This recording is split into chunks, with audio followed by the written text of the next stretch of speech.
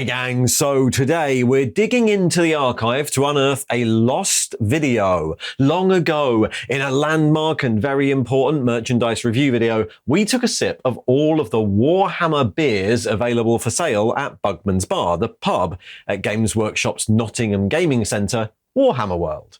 Well, about 6 months later, we went back and discovered a special edition beer, one that we'd never covered before. And because of our dedication to nerd journalism, we felt obliged not only to try it, but also to bring it back and make a video where we drank some more of it, like for science.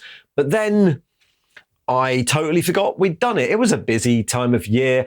Anyway, that was about a year ago, and now all the beers at Warhammer World have actually changed anyway. And we've been recording a whole new couple of videos to test out all the new ones, and then I realized I had all the footage for this one and I'd never really edited it. So even though it's so late that it's irrelevant, welcome to this completely out-of-date merch review. Today we're going to finally review Cherry Blitzer's Best, a special edition beer that was sold only at Warhammer World for just a few months before being discontinued forever about half a year ago. But everything's content, right? The original Blitzer's Best was a dark porter produced by Nottingham Brewery, we think, for Games Workshop. One of 4 beers they produced under the Bugman's label and sold only in Warhammer World, either on draft or in bottles. We reviewed it in the previous video, and of the 4 real ales offered, it was one of our favourites, a slightly sweet, slightly smoky dark porter that was surprisingly drinkable. And so when we realised that a cherry version had been released, we obviously had to try it.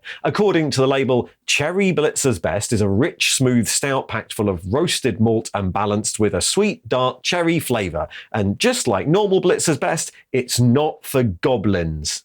Very important. Honestly, when we tried this at Warhammer World, it really wasn't my sort of thing at all. I found it a bit of a weird combination. But in the name of science, I bought some extra bottles and took them home to make this video that I forgot about. So anyway, let's go back to the footage, pour them out, and then see what we thought. Open the beer, pour the beer using this way. Good. There you are. That's a nice dark, actually very dark beery colour. Okay, there we go. Let's drink this beer. That's awful. I really like it. You really like? Why do you like it? It's just, I'm not, I mean, we did this at Bugman's. I am not, we're doing this, I'm putting myself through this for the sake of this review, but I don't like it. I think it's just very slightly cherry, like it's not over the top cherry on top of the stout. And I think it adds something. Yeah, I find it very, very strange. I mean, yeah, I like Creek style fruit beers, but only like a little bit. But this is like a stout mixed with cherry Coke. Do you think it's got cherries in it? I doubt there's real fruit in it now. Yeah. It's got cherry liquid. Okay, well look, let's drink this through the entire of this Shadespire game and see if we like it more. If I like it more. Okay, so there we go. Of course, all Warhammer beers have been meticulously designed to pair best with games of toy soldiers. So we broke out the now discontinued version of Warhammer Underworlds and played through a game while finishing our cherry beer. So, you finished your beer. What do you think?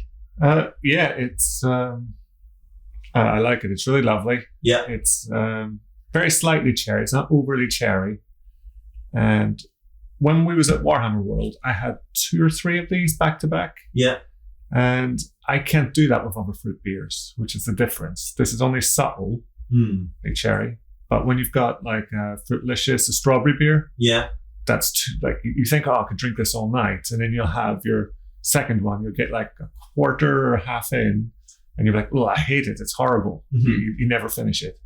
It'd be the same with Mango-licious or any of these other. This is actually, because it's subtle, I like it more than if it was overly bearing.